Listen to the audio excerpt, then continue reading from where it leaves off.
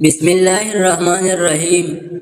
ایک شخص نے ایک خوبصورت لڑکی سے شادی کر لی۔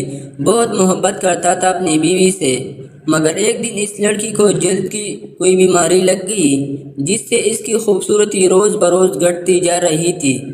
ایک دن اس کا شوہر کسی سفر پہ نکلا۔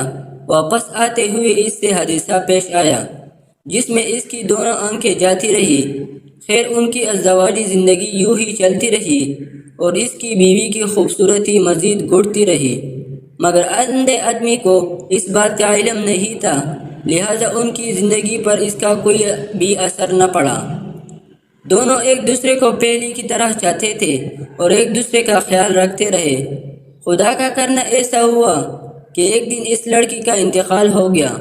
اس کا شوہر نہایت غمگین تھا اس صدمے سے جس کے باعث اس نے اپنا سب کچھ فروخت کر ڈالا اور اس شہر کو چھوڑ کر کسی دوسرے شہر جانے لگا۔ جاتے ہوئے راستے میں ایک شخص نے پیچھے سے آواز دی اور کہنے لگا، اکیلے کیسے جاؤں گے؟ اب تک تو آپ کی بیوی آپ کی مدد کرتی رہی، آپ کا خیال رکھتی رہی اور آپ کی آنکھیں بنی رہی۔